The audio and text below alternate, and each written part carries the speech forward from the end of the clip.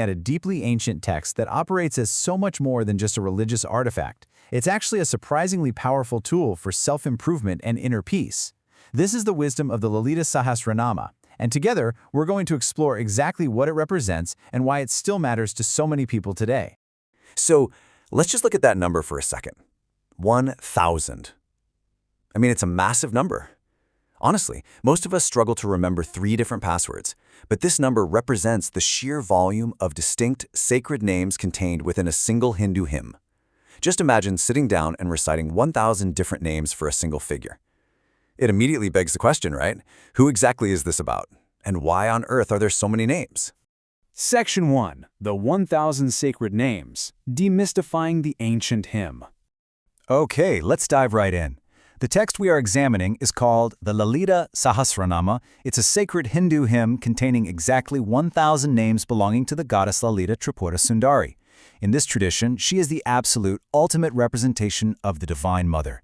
She is the central figure here, the core of the whole shebang, and everything we are going to explore today radiates directly from her. You see, to her devotees, the Divine Mother isn't just some historical or mythological figure of the past. She is the literal embodiment of wisdom, compassion, beauty, and supreme consciousness. When you really think about those 4 pillars, you're basically looking at the ultimate ideals of both the human and the cosmic experience. The hymn uses its massive scale of 1,000 names to really capture the pure awe of these concepts. Section 2. Aspects of the goddess, what the names represent. We can actually think of this as a kind of mirror technique. On one hand, you have the active role of the Divine Mother. She is the source of the universe, she protects and nurtures all beings, and she removes ignorance. But on the other hand, you have the direct result for the devotee. They receive wisdom and inner peace. So, for example, a name in the hymn might specifically translate to "she who destroys fear." When a devotee recites that name, they are vividly mapping out what she does and how focusing on that specific trait directly impacts their own life. And that leads us to this incredible duality. The source material makes it very clear that the Divine Mother isn't just viewed as this massive, untouchable cosmic force floating out there in the universe. She is also understood to be an intimate, internal presence within everyone. She exists both within us and throughout creation. It's such a beautiful concept when you think about it.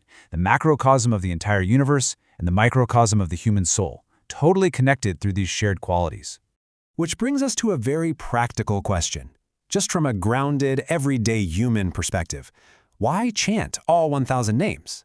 I mean, we understand the theology now, but what is the actual practical application of sitting down with this text today? Section 3. Why do people chant? The spiritual and mental practice. Well, it really is a structured meditative journey. A practitioner might begin chanting simply to seek some peace of mind and emotional strength. As they continue, the repetition naturally fosters a really deep sense of devotion and gratitude. Plus, reciting 1,000 specific names requires immense concentration, which drastically sharpens their focus over time. This practice ultimately acts as a prayer for protection and well-being, serving as a stepping stone to progress on the path towards self-realization. It's basically a complete mental and spiritual workout. Now, it is also important to look at this objectively. On one side, we have the deeply held beliefs of devotees who report that regular chanting brings them positive energy and genuinely helps reduce stress in their daily lives. On the other side, our source material reminds us that these are matters of personal faith rather than scientifically established effects.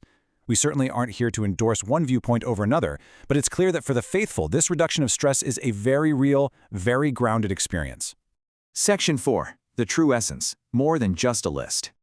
I think this quote from our source material sums it up perfectly. It says, in essence, the Lalita Sahasranama is not just a list of names, it is a meditation on the Divine Mother's qualities.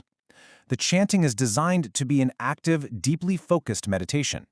By focusing for so long on words that literally mean wisdom, compassion, and beauty, the chanter is actively internalizing those exact virtues into their own mind. And here is the powerful twist that I absolutely love about this text, that meditation is intended to inspire devotees to cultivate those same qualities in their own lives. Do you see what happens there? Praising the deity ultimately acts as a psychological and spiritual mirror. By repeating 1,000 names of absolute perfection, you are essentially mapping out a profound blueprint for your own self-improvement. So whether you're looking at this from a spiritual perspective, a historical one, or simply as an exercise in human mindfulness, the ultimate goal of the text is to spur action. I want to leave you with this to reflect on. Out of all that wisdom, compassion, and beauty we just discussed, which of those specific qualities will you actively cultivate in your own life today? Thank you so much for joining me on this explainer, and I hope this sparked your curiosity to go out and keep learning.